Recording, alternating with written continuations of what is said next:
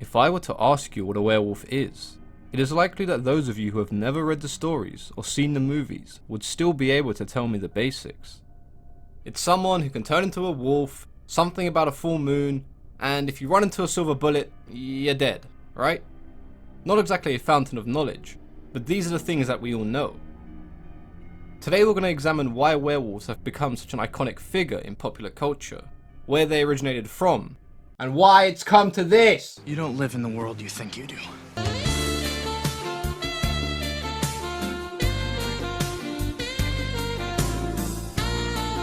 No, that wasn't porn. Those are just some modern day werewolves.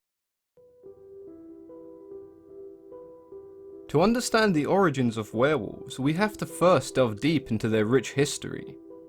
Though it is unclear where and when the legend of the werewolf originated from, there are some scholars who believe they first appeared in the Epic of Gilgamesh, when Gilgamesh himself jilted a potential lover because she had turned a previous mate into a wolf.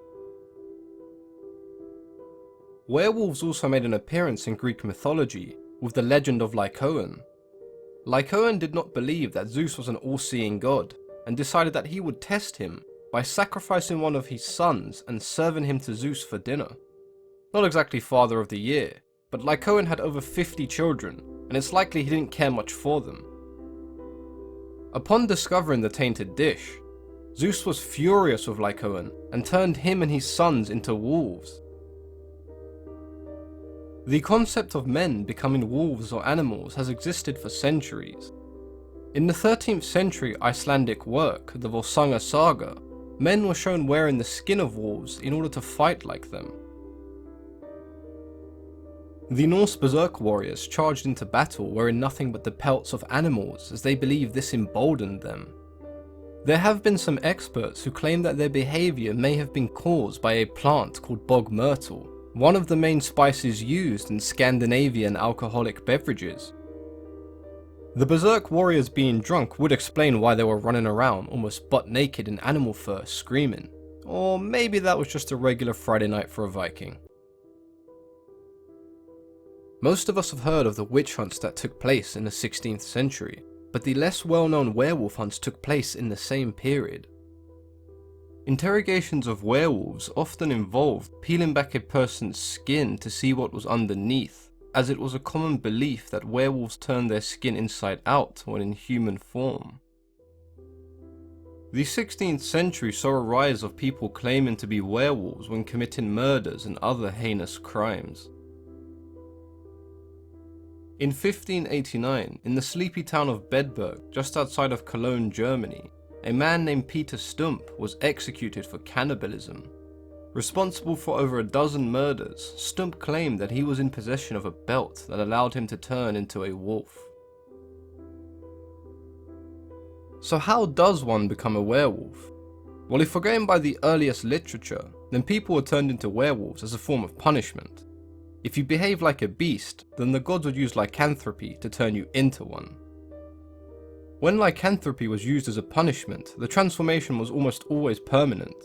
Though there are stories where the offender was turned into a wolf for a number of years, usually 7 or 9, and once they had done their time, they turned back into a human and the curse was lifted. In Norse and Germanic folklore, becoming a werewolf is not seen as a punishment, it's more of a gift, granting you increased strength and speed. These stories describe a belt made from the skin of a wolf that allows the wearer to become one. In these depictions, the transformation is voluntary and not determined by the phase of the moon, but if the belt is destroyed, the ability to transform disappears. There are other folktales where becoming a werewolf requires the removal of one's clothing. They can only return to their human form once they put on the clothes they were originally wearing. A French tale written in the 12th century features a baron named Bisclavret, who vanishes every week for several days. No one, including his wife, knows where he goes. He eventually tells his wife his secret, that he is a werewolf and that his clothing is the secret to his transformation. Terrified of what she's just heard, his wife consults with a knight who she happens to be having an affair with, and the two decide to steal the baron's clothes. Unable to transform back into his human form, the Baron does not return. His wife marries the knight, and together they live long, happy lives. Is probably what I would say if this tale did not contain werewolves.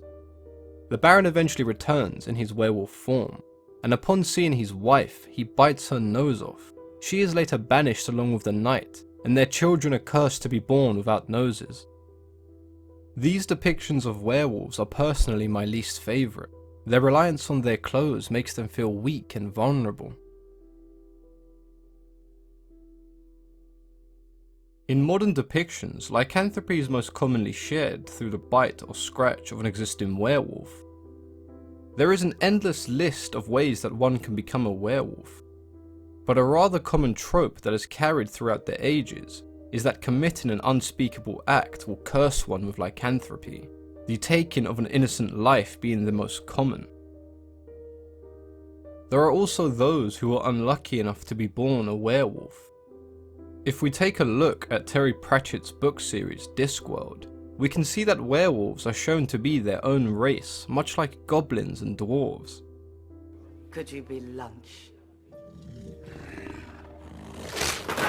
How was I to know the City Watch's finest sergeant was a werewolf?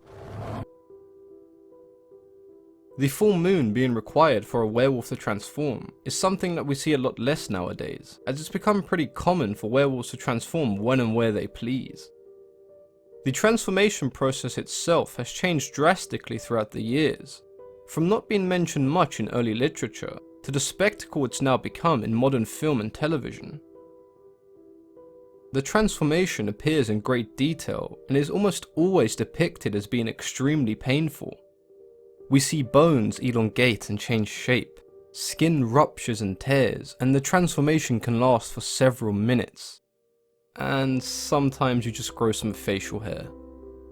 Gotta love Teenwolf, right?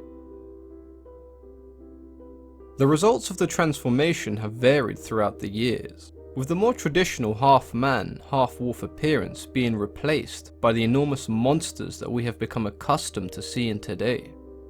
But why exactly are the movies choosing to dismiss the human element to the werewolf in favour of the savage beast?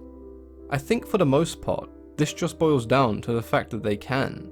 Because of the evolution of special effects, it's much easier to show a gruesome and convincing transformation, and through CGI the werewolf can be shown as this large terrifying monster. Sometimes you're left with a confusing mix of both monster and man.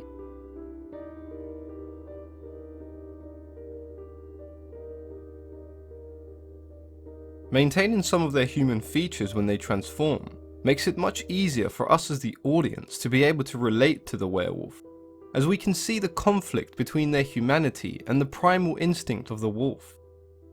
We often see werewolves who struggle to accept or even control their lycanthropy, and it's because of this redeeming feature that the audience feels compassion towards them.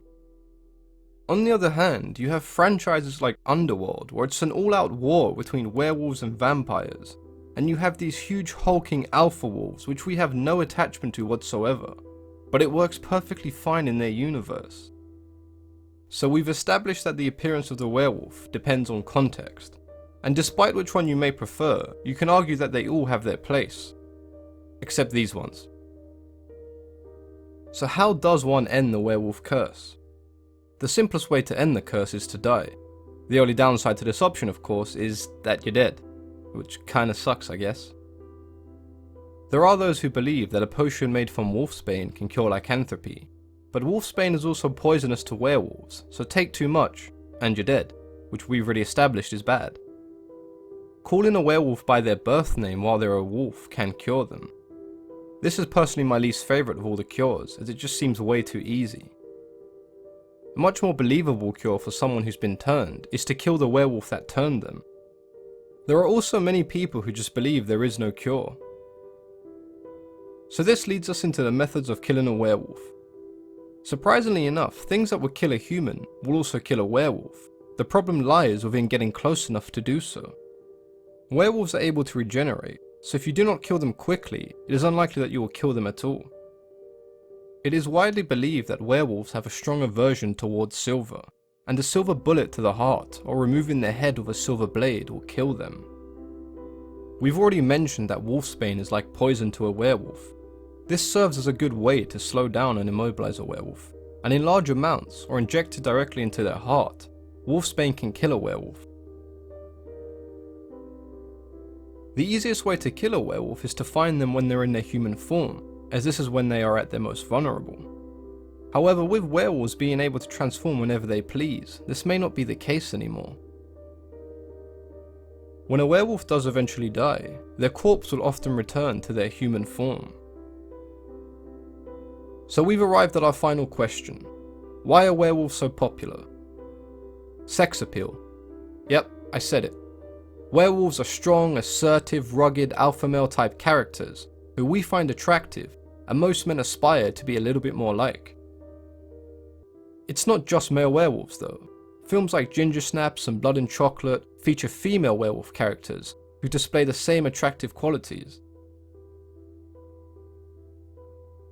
In modern day stories, werewolves and vampires are natural enemies. The reasons for their hatred vary, but it does guarantee an epic conflict between two of the night's most deadly predators.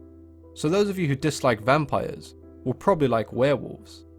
And of course some people just like big scary monsters, myself included.